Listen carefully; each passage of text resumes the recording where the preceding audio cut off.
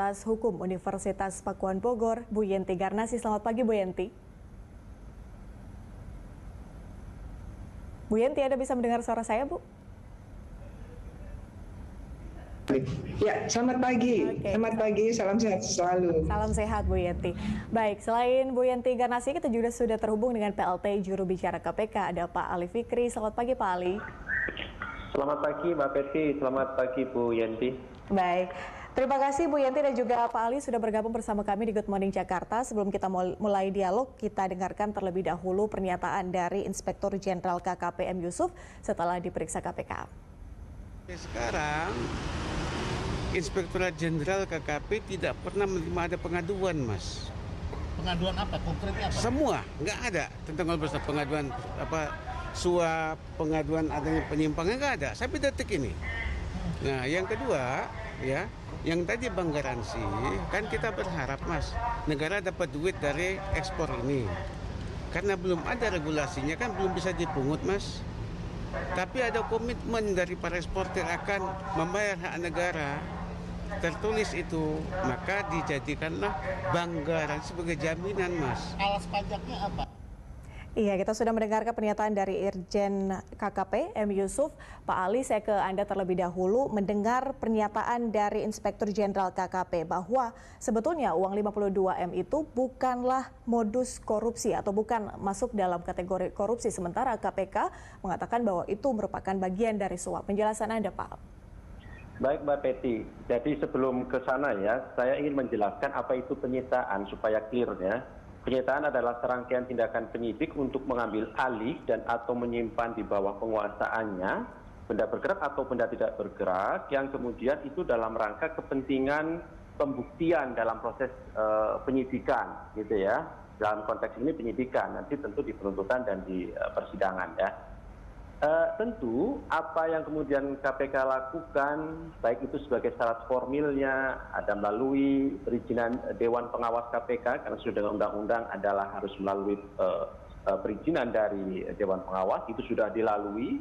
Kemudian secara materi, tentu apa yang kemudian kami cita, yaitu berupa bank garansi yang dicairkan menjadi uang senilai 52,3 miliar, adalah bagian benda ataupun uang tersebut diduga mempunyai hubungan langsung dengan tindak pidana yang sekarang sedang dilakukan proses penyidikan. Sebelum proses penyitaan tentu kami sudah melakukan pemeriksaan sejumlah saksi, pemeriksaan dokumen-dokumen termasuk juga petunjuk-petunjuk kenapa kemudian akhirnya diputuskan bahwa uang sejumlah 52,3 miliar ini dilakukan penyitaan untuk proses pembuktian yang ke depan tentu nanti akan dikonfirmasi kembali kepada para saksi yang akan kami hadirkan, termasuk bagaimana latar belakang adanya uang 52,3 miliar ini dalam bentuk bank garansi.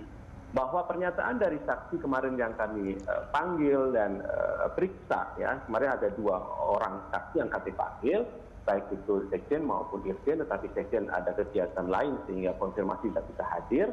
Kemudian Pak Irjen datang dan sudah memberikan keterangannya di depan penyidik.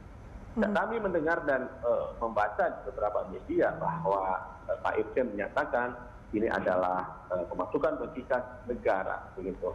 Sekarang pertanyaannya adalah bahwa jangan melihat kemudian hanya satu sisi, kemudian muncul adanya bank garansi ini, tetapi harus melihat secara utuh konteks dan konstruksi perkara ini. Dari mulai kemudian kenapa muncul ada peraturan Menteri Kelautan terkait dengan kebijakan ekspor lobster, benih lobster. Okay. Kemudian yang kedua, bagaimana proses perizinan itu dilakukan. Yang ketiga, ada muncul satu perusahaan yaitu PT ACK untuk pengiriman.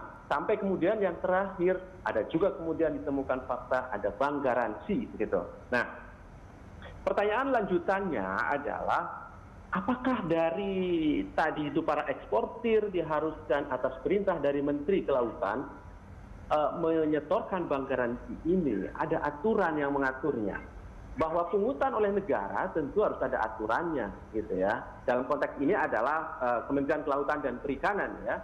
itu kan harus aturannya harus jelas ada. Kalau berbicara PNBP, maka aturan yang mana yang dipakai? Apakah ada aturannya sejauh ini, gitu ya?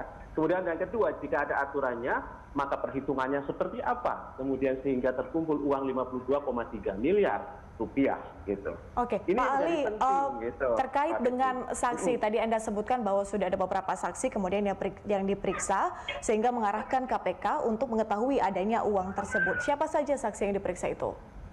Saksi sudah kami periksa termasuk dari Kementerian Keuangan, ya. Kemarin dari Pak Irjen, termasuk dari Kepala Karantina Jakarta 1 Soekarno-Hatta, ya, karena memang Bank Karantina ini posisinya ada di Balai Karantina Jakarta 1 Soekarno-Hatta. Artinya sudah ada di Kementerian Kelautan, tetapi memang secara teknis karena perintah dari Menteri kepada Kepala BKIM memerintahkan kepada Kepala Balai Karantina untuk menerimakan bank garansi itu, gitu. Jadi ada posisi itu dicairkannya adalah ketika ada di Balai Karantina Soekarno-Hatta tadi itu, gitu. Oke. Itu beberapa saksi yang kemudian sudah menerangkan bahwa tidak ada aturan untuk itu, gitu. Baik, Bu Yanti, kalau Anda sendiri melihat apakah memang dengan adanya bank garansi ini sudah merupakan jadi satu modus korupsi atau seperti apa pandangan Anda, Bu Yanti? Selamat pagi. Kedengaran, Mbak, suaranya? Iya, bisa didengar suaranya? Baik, baik. Ya, tadi apa yang disampaikan oleh Pak Ali Fikri kan memang sedang proses ya. Mungkin ini pengembangan karena awalnya ini adalah OTT. Kalau OTT harusnya kan sudah banyak sadapan-sadapan. Nah, kalau sudah ada banyak sadapan-sadapan, mestinya saya berharap ada petunjuk mengapa sampai pada waktu itu, nanti dilihat temposnya juga ya Pak Ali Fikri, sampai ada keputusan bahwa harus ada bank garanti. Kan ini jarang ya, ini saya nggak tahu apakah memang bank garanti ini sah dalam artian sesuai dengan peraturan dan kemudian ada peraturan menteri. Peraturan menteri itu kan tidak boleh tiba-tiba muncul, tapi harus ada cantolannya undang-undang. Nah, di sini akan kita lihat kenapa ada bank garanti. Bank garanti itu satu. Yang kedua adalah apakah ini masuk BNPB. BNPB itu kan sangat terbatas, hanya 4 hal yang boleh. Ini masuk yang mana? Apakah dibolehkan seperti itu? Kemudian ini kan berkaitan dengan eksportir. Eksportir yang memberikan garansi kalau mereka nanti menjadi eksportir yang ditunjuk, yang memenangkan tender, harusnya saya nggak tahu ini kan, kalau nggak salah ini kan seperti penunjukan langsung. Nah ini apakah memang ini sebagai suatu janji gitu ya? Janji artinya penyuapan mungkin, ataukah setelahnya berarti gratifikasi gitu karena mereka kemudian dapat dapat hak izin, kan izin ini ya Pak Ali ya, dapat izin untuk ekspor. Ini kan ada banyak masalah dalam hal ini. Ada juga kenapa hanya melalui bandara-bandara tertentu saja. Ini kan ada monopoli dan lain sebagainya. Kan ini banyak sekali hal yang bertentangan dengan aturan yang ada yang cenderung kepada tindak pidana korupsi. Nanti akan kita lihat dari 52 miliar itu dari 40 eksportir. Kita harus lihat eksportir ini siapa saja. Mengapa sampai diputuskan harus menggunakan bank garanti? Karena bank garanti sendiri yang mana? Yang untuk yang mana bank garanti kan ada yang untuk tender, untuk macam-macam itu kan juga ada. Nanti tolong mungkin KPK sudah melihat bank garanti yang bagaimana. Dalam hal ini kan bank garanti yang apabila ada satu deal ya, sudah deal di kementerian dan eksportir dalam hal nanti eksportir itu tidak memenuhi perjanjiannya, tidak memenuhi hal-hal yang sudah disepakati, maka ada jaminannya yang 52 miliar ini. Ini kalau bayangan saya ya, kalau ini memang ada aturannya. Kalau saya membayangkan jangan-jangan ini tidak, ini hanya modus saja gitu ya, akal-akalan saja bahwa nanti itu diberikan kepada eksportir yang sudah harganya sudah di markup. Nanti kalau sudah jalan 52 miliar ini sudah menjadi hak seseorang yang bukan masuk ke BNPB. Mungkin ya bisa jadi begitu, karena kalau namanya penyelidikan dan penyidikan dalam hal tindak pidana korupsi yang mana sudah dilakukan OTT, ini harusnya sudah pasti kalau penegak hukum kan presumption of guilt. Kemungkinan hal ini harus difikirkan. Kemungkinannya apakah ini nanti menjadi memang menjadi memang satu penyuapan sehingga mereka mendapat ini, dan kemudian Pak Ali Fikri juga penting dilihat eksportir ini siapa? Adakah eksportir ini yang kemudian memang PT-nya jangan-jangan sudah setting buy dengan yang memberikan izin? Ini kan biasanya seperti itu. Ya, jangan juga kita tidak mau mendalami. Bisa jadi PT-PT itu bukan atas nama orang-orang yang kemungkinan menjadi tersangka ya dari kementerian gitu ya. Itu juga harus dilihat. Bisa jadi namanya juga modus, mereka menggunakan nama lain. Atau mungkin juga ada beneficial ownership-nya yang tidak jelas. Pemilik sesungguhnya dari PT ini tidak muncul di dalam akta pendiriannya, gitu, nggak ada. Tetapi dia sebenarnya penikmat manfaatnya. Ini juga semuanya berkaitan dengan korupsi yang kalau ini benar modus ya, kalau walaupun tadi kan disangkal oleh yang bersangkutan ya memang haknya juga ya.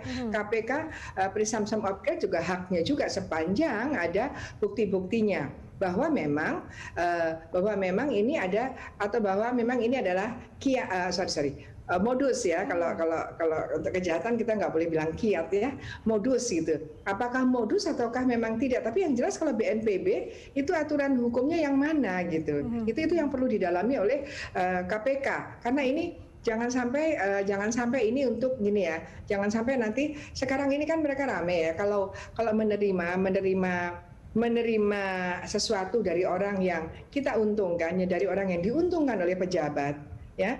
Kemudian menerimanya mau cara bagaimana? Semuanya undang-undang sudah ada, takut kan? Nah, mungkin nanti caranya dengan bikin dulu seolah-olah ada garansi, nanti kalau sudah oke, baru mereka nerimanya dari garansi dari bank itu. Banknya juga harus diperiksa juga Pak Ali Fikri dalam alasan bagaimana pada waktu itu. Demikian Mbak sementara. Baik, Bu Yanti dan juga Pak Ali, kita harus jeda sejenak. Kita akan lanjutkan di segmen berikutnya. Pemirsa tetaplah bersama kami. Good Morning Jakarta akan kembali.